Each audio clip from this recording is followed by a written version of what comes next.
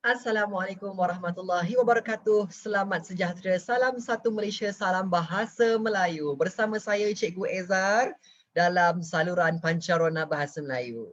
Jadi, pada video kali ini Cikgu Ezar akan mengupas format bahasa Melayu SPMK SSM. Sudah bersedia semua? Baik, pastikan anda semua mengambil nota, buku, kertas, pen dan sebagainya. Catat segala input yang akan diterangkan sebentar lagi. Sebelum itu, cikgu ingin mengucapkan selamat datang ke alam SPM kepada para pelajar tingkatan 4. Begitu juga dengan pelajar tingkatan 5. Selamat datang ke alam dewasa. Semoga alam ini akan memandu anda semua untuk bergerak ke arah yang lebih produktif pada masa akan datang. Sebelum kita mulakan, kita kena tahu dahulu beberapa kemahiran untuk kita menguasai ilmu bahasa. Jadi sebenarnya bahasa Melayu ini ialah sejenis ilmu bahasa. Ya, ilmu bahasa bermaksud ilmu yang kita belajar untuk kita tahu cara sebenar, cara yang betul berkomunikasi, cara yang betul untuk menulis ayat dan cara yang betul untuk kita menyampaikan buah fikiran. Oleh hal yang demikian, ada beberapa kemahiran yang perlu setiap orang yang belajar bahasa, terutamanya bahasa Melayu, kuasai. Yang pertama sekali ialah kemahiran menulis. Jadi setiap orang yang belajar ilmu bahasa, terutamanya bahasa Melayu, hendaklah memiliki kemahiran menulis supaya mereka dapat menyampaikan buah fikiran dalam bentuk penulisan dengan betul. Kemudian kemahiran membaca. Apalah artinya kita belajar bahasa kalau kita tak pandai baca bahasa tersebut? Lebih-lebih lagi bahasa Melayu. Kemudian kita hendaklah mempunyai kemahiran bertutur. Ini sangat penting apabila kita belajar bahasa Melayu, terutamanya apabila kita belajar bahasa asing, maka kita hendaklah membuktikan bahawa kita benar-benar menguasai bahasa tersebut dengan pandai bertutur bahasa tersebut. Akhir sekali, kemahiran yang keempat ialah kemahiran mendengar. Jadi apabila ada orang bertutur, kita boleh faham input yang disampaikan oleh penutur tersebut supaya kita dapat mengetahui maklumat yang disampaikan oleh mereka. Untuk pengetahuan semua, inilah dia format bahasa Melayu SPMK SSM. Seperti yang telah disebutkan tadi, setiap kemahiran tersebut sebenarnya akan diuji dalam SPMK SSM. Jadi, untuk SPM Bahasa Melayu KSSM, ada 4 kertas yang perlu awak jawab. Okey, kita akan lihat jadual ini. Jadi, untuk Bahasa Melayu, kod kertas ialah 1103. Ada 4 kertas, maka ada 4 kod yang berbeza, iaitu 1103 palang 1, 1103 palang 2, 1103 palang 3 dan 1103 palang 4. Baik, jenis instrumen bagi kertas satu ialah ujian bertulis, iaitu subjektif, respons terhad dan respons terbuka. Terdiri daripada 2 bahagian. Okay? Yang pertama ialah bahagian A, ada 1 soalan iaitu karangan berdasarkan pelbagai bahan rangsangan. Jawab 1 soalan tersebut kerana wajib. 1 soalan jawablah 1 kan? 1 soalan saja. Kemudian bahagian B ada 4 soalan yang terdiri daripada 4 domain, iaitu domain awam, domain pendidikan, domain kerjaya dan domain peribadi. 4 domain, pilih 1 sahaja, maka semua sekali berjumlah 100 markah. Okay, ada 5 soalan. 1 soalan wajib jawab dalam bahagian A dan 1 soalan wajib dijawab dalam bahagian B. Semua sekali 100 markah, iaitu kemahiran menulis seperti kemahiran aplikasi, analisis, menilai dan mencipta. Lihat, kemahiran menulis. Kita pergi kepada kertas 2 pula. Baik, kertas 2 seperti kertas 1, iaitu ujian bertulis, terdiri daripada subjektif, respons terhad dan respons terbuka juga, iaitu ada 3 bahagian. Bahagian pertama dinamakan sebagai bahagian A, iaitu sistem dan aplikasi bahasa. Ada 5 soalan kecil, iaitu morfologi, sintaksis, penyuntingan, bahasa Melayu standard, iaitu awak kena tukarkan bahasa yang mempunyai ataupun teks yang mempunyai bahasa Melayu klasik atau lama kepada bahasa Melayu moden ataupun standard. Dan seperti biasa, tidak sah kalau tidak ada soalan peribahasa dalam kertas bahasa Melayu. Itu bahagian A.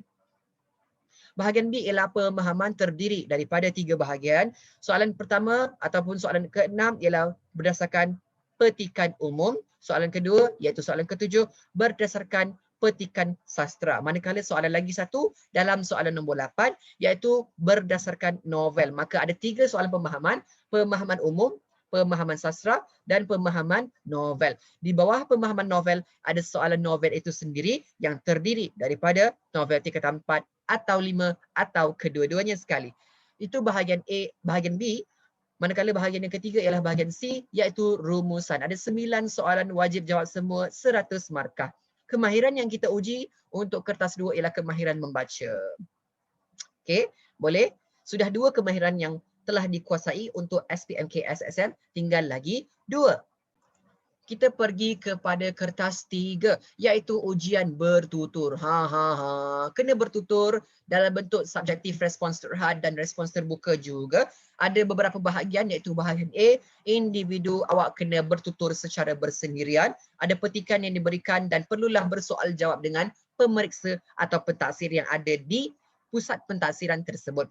Kemudian ada bahagian B, iaitu dalam bentuk kumpulan. Kita akan berikan awak satu tajuk atau tema untuk awak berbincang dalam 3 hingga 5 orang satu kumpulan. Jumlah markah 70 sahaja. Kemahiran yang perlu diuji untuk bahagian ini ialah kemahiran mendengar dan bertutur serentak. Okey, maka lengkaplah 4 kemahiran, iaitu kemahiran menulis, kemahiran membaca, kemahiran bertutur dan kemahiran mendengar. Namun begitu, kemahiran mendengar ada satu lagi kertas. Kemahiran mendengar diuji dalam kertas yang terakhir, iaitu kertas 4, iaitu ujian mendengar. Ada objektif aneka pilihan, objektif pelbagai bentuk dan subjektif respons terhad, iaitu ada 4 hingga 6 petikan, awak kena jawab 20 hingga 25 soalan, semua sekali kena jawab, jangan tinggal. Jawab berdasarkan petikan. Okey. Baiklah, jumlah markah yang diberikan ialah 30 markah. Kemahiran yang kita uji ialah kemahiran mendengar. Jelaslah bahawa ilmu bahasa mempunyai 4 kemahiran, iaitu kemahiran menulis, membaca, bertutur dan juga mendengar. Keempat-empat kemahiran ini sebenarnya diuji dalam peringkat SPMK SSM, iaitu dalam keempat-empat kertas bahasa Melayu SPMK SSM.